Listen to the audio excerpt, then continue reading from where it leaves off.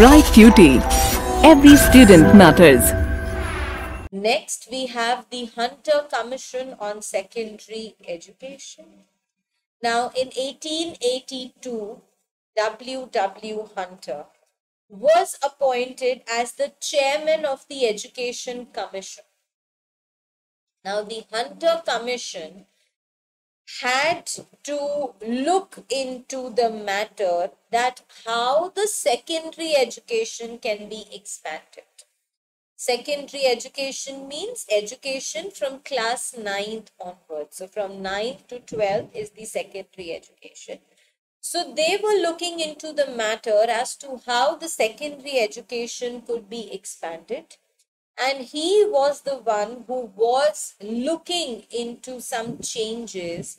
He was finding out certain measures that could be found, that could be incorporated to remove whatever defects existed in the secondary education. So he wanted it to be expanded, and at the same time, whatever loopholes already existed were to be eliminated. Now, although there was a wonderful progress that took place in the education system between 1854 and 1882, but there were a lot of defects also that were there. Since English was the common medium of instruction, so now the preference of this language was increasing, and the English language had started to get a dominance over the other languages. The other vernacular languages, as I told you, the languages of the different states, they were altogether neglected, they were ignored, especially after 1862. When the students who were there in high school, they were supposed to answer their questions also in English. So secondary education, rather than preparing the students for life, it started preparing the students for the university. Okay, so it was aimed that with education, the students will be prepared for what lies ahead of them in life, but they were rather getting prepared for the higher education that could be gained by them in university. Except for Bombay, there was no other province in which there was a provision of vocational education at the secondary stage. So vocational education, now what is vocational education? Vocational education is that via which the students can aim to get a job, something which can give you a hands-on training in some field and enables you to earn money simultaneously. So vocational education was only and only provided in Bombay. The secondary school teachers, they were not trained in an adequate manner. There was a lot of shortage of the training institutes also for them. So the first question that came up front was that what should be the technique that should be followed to expand the secondary education? And that question was answered after a few recommendations were made from the end of the government. And what were those recommendations? First, the government should withdraw, should take a back seat from the direct management of the secondary schools and leave the expansion of the secondary schools through to the private bodies only. So the government was supposed to step back and the private bodies were given a boost to be entirely responsible for the expansion of the secondary schooling, though the grants would always be provided, whatever help, whatever aid they needed, that would always be given to them. Second, the government's duty was to establish one high school in every district. And after the expansion of the secondary school in that district, again, it was going to be left on to the private enterprise. So rather than government being the head of the secondary education, they wanted the private enterprises to take over. Third, the government could surely establish the secondary schools, if the need be, whenever it was in the better interest of the people, and when the people were not that well off, were not that rich to look after the schools, to look after the secondary education and its expansion, even with the support provided by the government. So, yes, the government could step in and look into the development of the secondary education. Now, in order to make the private institutions popular, they should not be, required to charge high fees, as the fees basically that the private institutions charged should always be in accordance with the fees of the government institution. So, it was not allowed that the private institution's fee should be very high and the government institution's fee should be low. So, there was supposed to be a proportionate balance between the two. So, in order to remove whatever defects were there in the secondary education, the commission suggested that there should be an improvement in the curriculum of the students also. Whatever was taught to them, that also needed an improvement.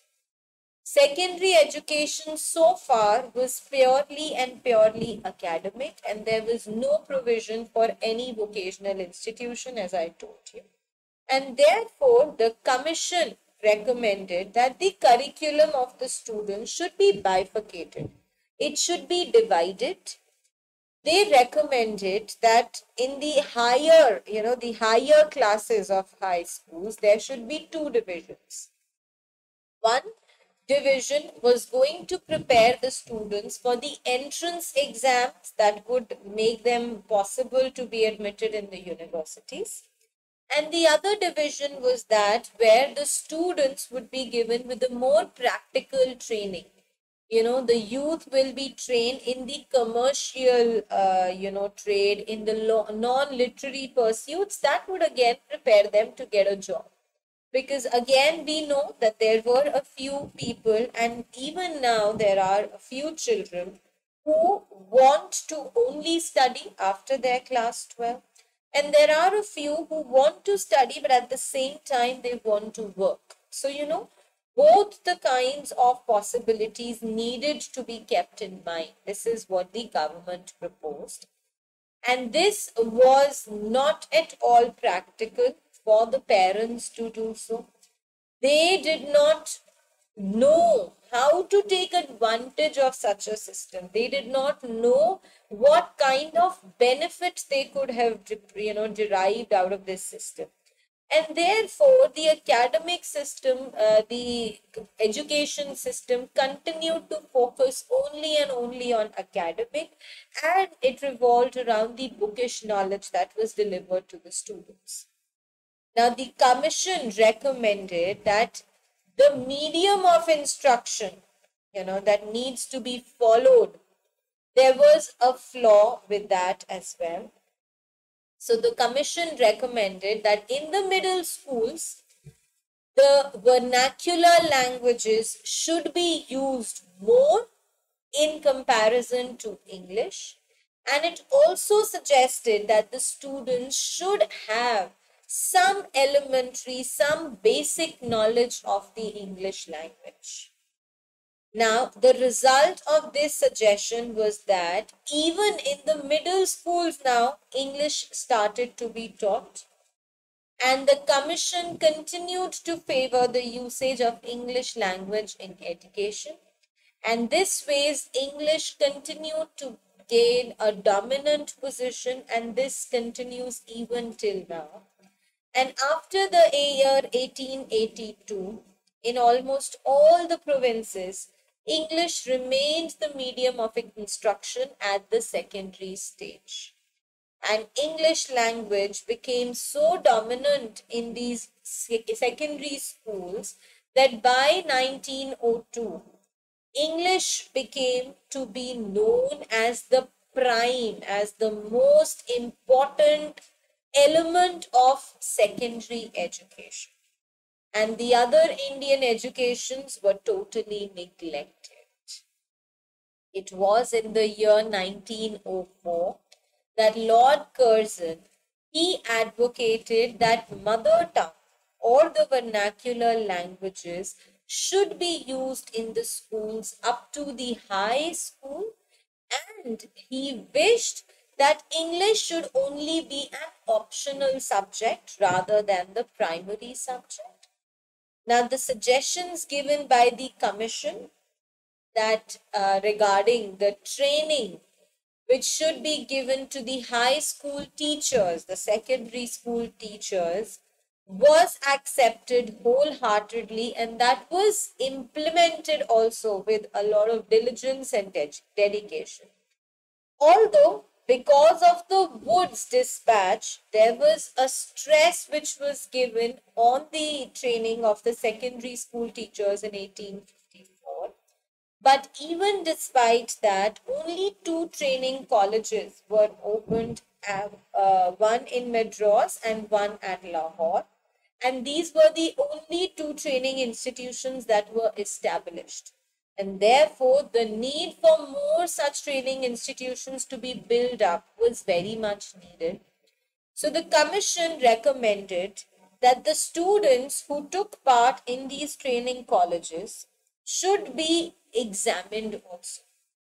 They should be checked on how much knowledge and how much practical teaching methodology they have learned over the period of time.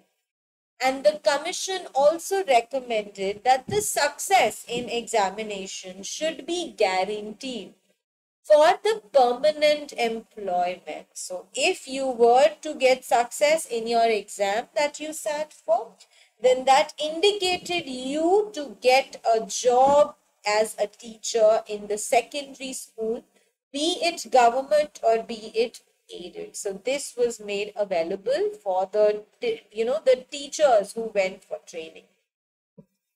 The government of India also accepted whatever recommendations, whatever suggestions were given by the commission. It is very difficult to understand, why the commission laid so much importance on the usage of English as the medium of instruction. And although the commission, recommended the bifurcation of courses, the division of courses at the high school level, this was considered to be a right step. Remember the bifurcation? One bifurcation or one mode led them only to academics so that they could be prepared for getting admission into the universities, and the other enabled them to be a part of the vocational training. So this was considered to be the right step. Technical education was implemented. A lot of stress was laid onto the technical education in the country. And after 1886, almost all the local industries in India, they started hiring those people who were given the technical education. So the main effect of the commission's, suggestions, the recommendations given by the commissions was that the secondary education started to expand, started to flourish rapidly.